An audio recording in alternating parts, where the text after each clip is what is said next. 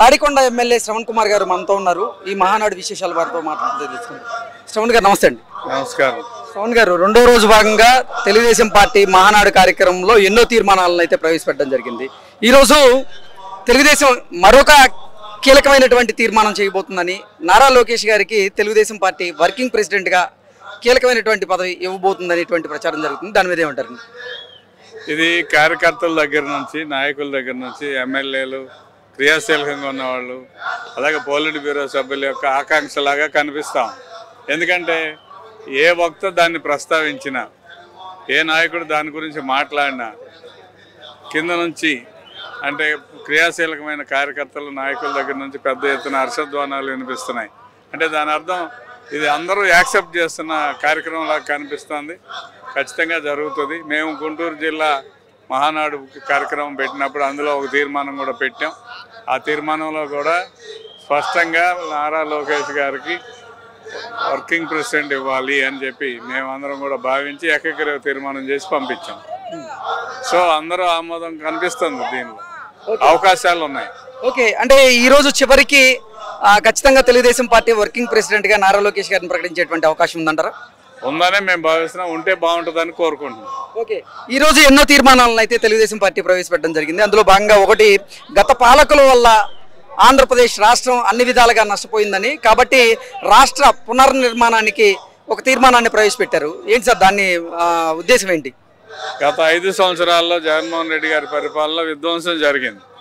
ప్రజావేదిక కూలగొట్టడం దగ్గర నుంచి అనేక రంగాల్లో రాష్ట్రాన్ని కునారిల్లేలాగా తయారైంది. పారిశ్రామిక రంగం పోయింది, విద్యారంగం పోయింది, సాగునీటి రంగం నాశనం అయింది. ఆఖరికి మనం నడిచే రోడ్లు కూడా నాశనం అయిపోయింది. దాని నుంచి వినాశనం నుంచి వికాసం వైపుకి తెలుగుదేశం పార్టీ ప్రయాణం సాగుతుంది. రోడ్లలో గుంతలు పోర్చడం, విద్యారంగంలో లోకేష్ గారు మంత్రిగా అనేక సంస్కరణలు తీసుకురావడం, అదేవిధంగా సంక్షేమ పథకాలన్నింటినీ అమలు చేసుకుంటూ రావటం, ఒక్కొక్కటిగా పారిశ్రామికవేత్తలను ఆహ్వానించి పరిశ్రమల స్థాపనకు అన్ని చర్యలు తీసుకోవటం, ఒక్కొక్కటిగా అన్ని నిర్మాణం అవుతుంది. అన్నిటికంటే ముఖ్యంగా శాంతి భద్రతలు చాలా బ్రహ్మాండంగా ఇంప్రూవ్ అయినాయి. శాంతి భద్రతలు లోపించి అనేక మంది మీద, కార్యకర్తల మీద, నాయకుల మీద, సామాన్య ప్రజల మీద నోరు తెరిస్తే కేసులు పెట్టారు. ఆఖరికి సోషల్ మీడియాలో ఫార్వర్డ్ చేస్తే కూడా కేసులు పెట్టి, సిబిసిఐడి కేసులు పెట్టి అరెస్ట్ చేసి కొంతమంది మరణానికి కూడా కారణం. అటువంటి పరిస్థితి ఈరోజు లేదు. రాష్ట్రంలో చాలా ప్రశాంతమైన వాతావరణంలో ఎవరి పని వాళ్ళు చేసుకుంటున్నారు. ఎవరైతే విధ్వంసం చేస్తున్నారో, ఎవరైతే గత విధ్వంసానికి కారకులో వాళ్ళ మీద చర్యలు తప్ప సామాన్య ప్రజలందరూ కూడా పార్టీలకు అతీతంగా బ్రహ్మాండంగా సుఖ సంతోషాలతో శాంతిగా ఉన్నారు. ఓకే, తెలుగుదేశం పార్టీ అలాగే చంద్రబాబు గారేమో 2047 విజన్ అని చెప్తూ ఉన్నారు. కానీ జగన్మోహన్ రెడ్డి మాత్రం 2.0లో నేను కొత్త సినిమా చూపిస్తా అంటున్నాడు. ఎలా చూడాలి? 2047 అనేది వికసిత భారతదేశంలో ఒక భాగం. అది ఆంధ్ర రాష్ట్రం కూడా అందిపుచ్చుకోవాలి. ప్రధానమంత్రి గారి యొక్క ఆలోచనని మనం తప్పకుండా అందిపుచ్చుకోవడంలో భాగంగా స్వర్ణాంధ్ర సాధనలో ముఖ్యమంత్రి గారు ప్రణాళికలు రచించారు. ఆ ప్రణాళికలో భాగంగా ఎక్కడికక్కడ 2029 నాటికి ఏం సాధించాలి, ఈ సంవత్సరం ఆఖరికి ఏం సాధించాలని సంవత్సరాల వారీగా ప్రణాళికలు సిద్ధం చేసుకున్న మాట వాస్తవం. ఇంకా జగన్మోహన్ రెడ్డి 2.0 అంటే అసలు 1.0లో చాలా భయంకరంగా ఉంటే 2.0 భరించే పరిస్థితి లేదు. ఇప్పటికే భరించలేక జనం అతన్ని చిత్కరించారు, అధికారం నుంచి దింపేశారు. ఇంకో అవకాశం అయితే ప్రజలు ఇవ్వరని నేను భావిస్తున్నాను. అంటే జగన్ 2.0 తుస్సుమండం ఖాయమంటారా? అసలు రానే రాదు. పార్టీ మూసేసే పరిస్థితిలో ఉంది. కడప గడపలో జరుగుతున్నటువంటి తెలుగుదేశం పార్టీ మహానాడు కార్యక్రమం రెండో రోజు కూడా అట్టహాసంగా జరుగుతుంది. రెండో రోజు ఎన్నో తీర్మానాలను అయితే ప్రవేశపెట్టింది తెలుగుదేశం పార్టీ. అందులో భాగంగానే నారా లోకేష్ గారికి తెలుగుదేశం పార్టీ వర్కింగ్ ప్రెసిడెంట్గా కూడా కీలకమైనటువంటి బాధ్యతలు అప్పచెప్పబోతున్నటువంటి ప్రచారం జరుగుతున్నటువంటి నేపథ్యంలో దాని మీద మనం స్పష్టత తీసుకుందాం. ప్రస్తుతం మనతో పాటు ఉన్నారు గన్నవరం ఎమ్మెల్యే వెంకటరమణ గారు. వారితో మాట్లాడు. వెంకటరమణ గారు, కడప గడపలో తెలుగుదేశం పార్టీ మహానాడు చేసుకుంటూ ఉంది సార్, దీన్ని ఎలా చూడాలి? స్పష్టంగా చూడాల్సిన అవసరం ఉంది. కడపలో జరుగుతుంది, అన్ని సైడ్లు జరిగితే కడపలో జరుగుతుంది. బ్రహ్మాండమైన రెస్పాన్స్ ఉంది కడప గడపలో కూడా. తెలుగుదేశం పార్టీ మహానాడు, తెలుగుదేశం పార్టీ కుటుంబ సభ్యులందరికీ పండుగ లాంటిది.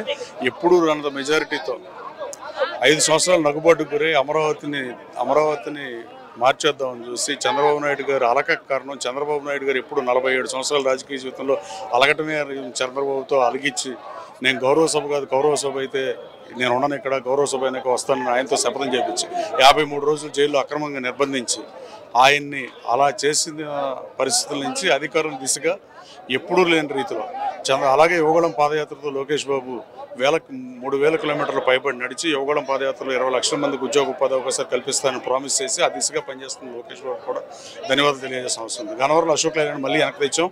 మంత్రి లోకేష్ బాబు చేతుల మీదుగా మార్చి 23 ఓపెనింగ్ కూడా జరిగిన పరిస్థితి. అలాగే ఈ యువగళం కూడా ఎట్టి పరిస్థితుల్లో లోకేష్ బాబు పాదయాత్ర కూడా ఇన్ని సీట్లు ఆటకు ఒక కారణం. అలాగే చంద్రబాబు నాయుడు గారు ఎప్పుడు అలాగే చంద్రబాబు నాయుడు గారు అసెంబ్లీ నుంచి అలిగి బయటకు వెళ్ళడం, రాష్ట్ర ప్రజల్లో మార్పు, అలాగే అక్రమంగా జైలు నిర్బంధించడం, జనసేనాని మద్దతు, అలాగే పవన్ కళ్యాణ్ గారితో పొత్తు, అలాగే బీజేపీతో పొత్తుతో ఇన్ని సీట్లు వచ్చిన పరిస్థితి. అమరావతి పట్టణం చంద్రబాబు పట్టాభిషేకం కోసం ఎదురు చూసిన పరిస్థితి. ఓకే, మహానాడులో తెలుగుదేశం పార్టీ ఎన్నో కీలకమైనటువంటి తీర్మానాలు చేసింది.